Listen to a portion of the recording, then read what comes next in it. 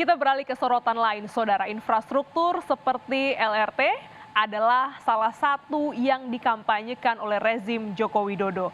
Beralih ke isu buru-memburu dan juga diburu terkait dengan kontestasi politik 2024 yang kini mulai panas di bursa bakal calon wakil presiden.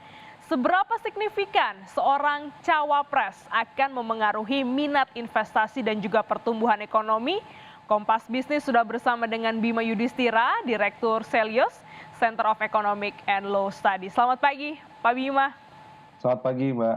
Ya, ini lagi ramai soal bursa cawapres. Kemarin sudah ramai ya soal capresnya. Nah, sebenarnya seberapa signifikan sih untuk kita seorang cawapres ini nanti akan memengaruhi iklim investasi di Indonesia?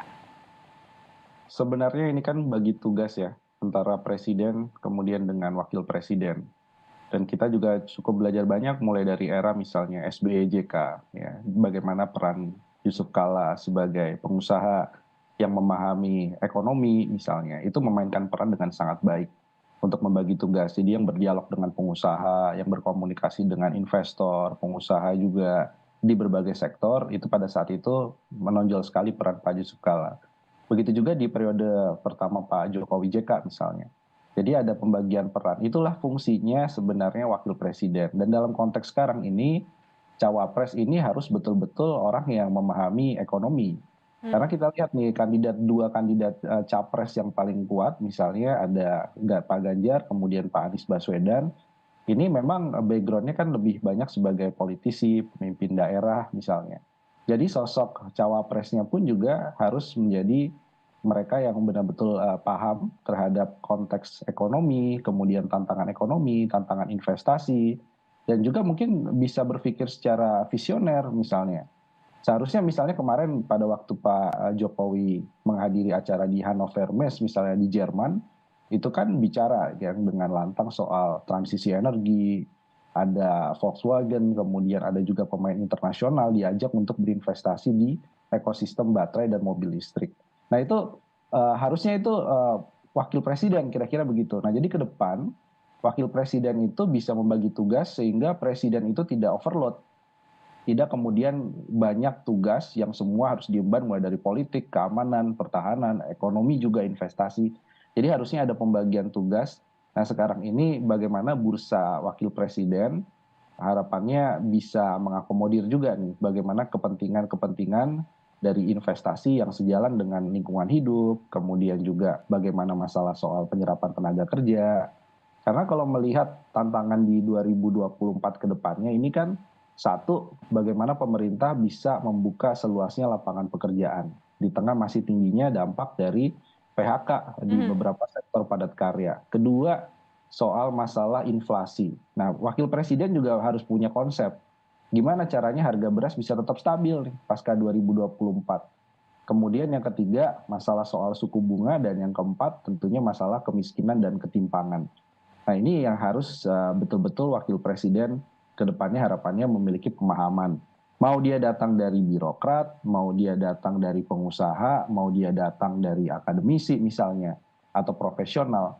Yang paling penting adalah kompetensi dan juga cara berkomunikasi yang luas dengan pemegang kepentingan di bidang ekonomi. Oke, berarti kalau cawapresnya yang paham ekonomi, backgroundnya ekonomi, singkatnya itu mempermudah, memperingan tugas seorang presiden nantinya. Nah, sebaliknya nih Pak, kalau apa resikonya kalau nanti cawapresnya bukan dari bidang ekonomi terhadap target pertumbuhan ekonomi, ini akan ada dampaknya seperti apa? Ya, jadi kalau misalnya wakil presidennya ke depan bukan dari bidang ekonomi misalnya, ya tentu satu, bagaimana nanti menteri-menteri di bidang ekonominya bisa mengcover, bisa betul-betul sosok yang kemudian strongman atau strong woman ya. Nah itu yang mungkin harus jadi salah satu harapannya kalau wakil presidennya bukan dari ekonomi. Tapi di sisi yang lain juga, kalau kita juga melihat misalnya kandidat menteri-menteri bidang ekonomi, keuangan, BUMN, itu dianggap lemah misalnya secara kompetensi atau pengalaman, atau banyak diisi politisi, sementara wakil presidennya juga bukan berasal dari bidang ekonomi, maka nanti tugas presiden ini di 2024 akan sangat berat ini. Nanti bolak-balik bikin kebijakan ekonomi juga dia yang harus menjadi frontman-nya. Kemudian juga dia yang harus berkomunikasi bolak-balik ke internasional event misalnya. Harus membuka acara dan lain-lain yang harusnya itu bisa dihandle oleh wakil presiden. Nah, jadi resikonya nanti khawatir mimpi pencapaian ekonomi dalam kampanyenya tinggi sekali janji-janjinya, tetapi nanti implementasinya akan lemah karena nggak diimbangi dengan sosok wakil presiden yang punya background ekonomi kuat. Oke, berarti tidak cukup ya kalau nanti pemilihan menteri-menterinya begitu untuk mensupport program kerja itu tidak cukup kalau memang orang yang terjun langsung tadi Pak Bima bilang sampaikan adalah orang yang berkomunikasi secara luas ini belum ada background ekonomi, ini juga akan menjadi beban ya untuk nantinya di program kerja selanjutnya untuk periode presiden selanjutnya. Iya, karena begini, begitu dia berkomunikasi misalnya di kalangan investor, di kalangan fund manager, atau kemudian di kalangan pelaku usaha secara umum, itu kan akan dilihat nih orang siapa dan kemudian backgroundnya apa, sebelumnya pengalamannya apa, misalnya begitu. Sehingga itu akan menjadi salah satu trust issue juga. Misalnya wakil presidennya bicara soal ayo berinvestasi di ibu kota negara. Tapi dia bukan siapa-siapa, dia bukan pengusaha, kemudian dia juga bukan investor, atau sebelumnya dia bukan birokrat yang membidangi investasi atau ekonomi. Maka akan timbul pertanyaan juga, apakah saya sebagai investor harus percaya dengan Anda, dan apa jaminannya? Nah, itu yang akan menjadi tugas berat. Karena begini Mbak, 2024 ke depannya, Mhm. banyak sekali tugas untuk melanjutkan atau kemudian melakukan peningkatan investasi di bidang infrastruktur, termasuk mega proyek yang ditinggalkan oleh Pak Jokowi misalnya ya. Nah itu kan harus ada assurance, harus ada kepercayaan yang dibangun bahwa ini proyek betul-betul jalan loh. Ini proyek betul-betul menguntungkan.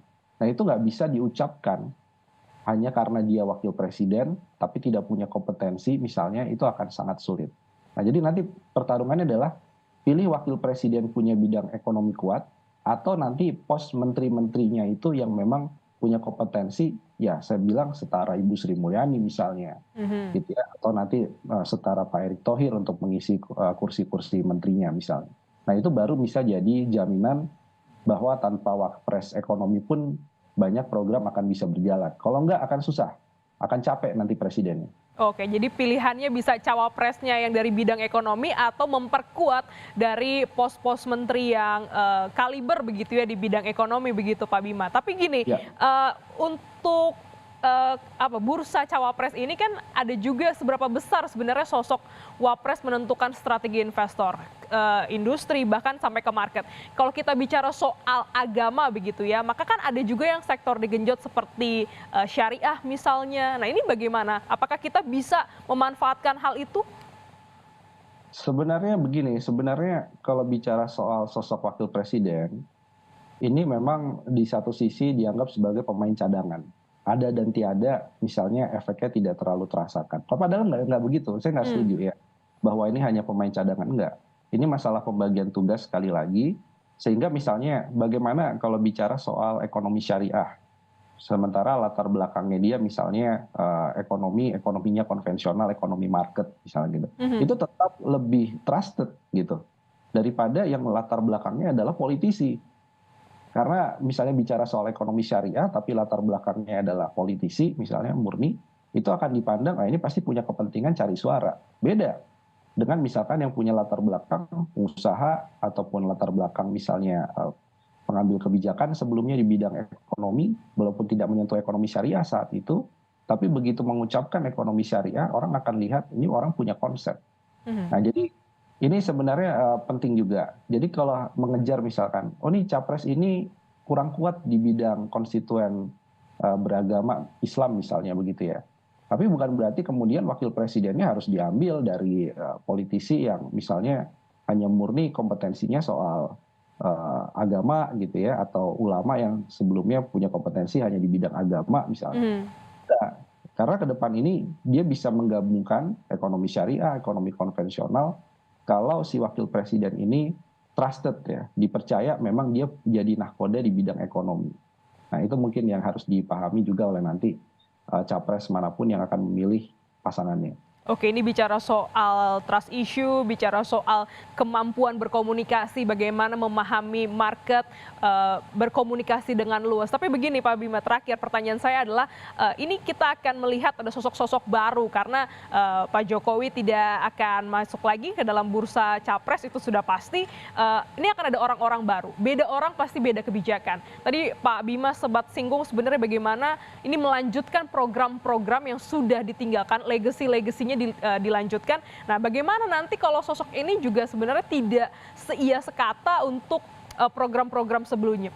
Apakah ini juga akan menghambat, justru memperburuk situasi iklim investasi?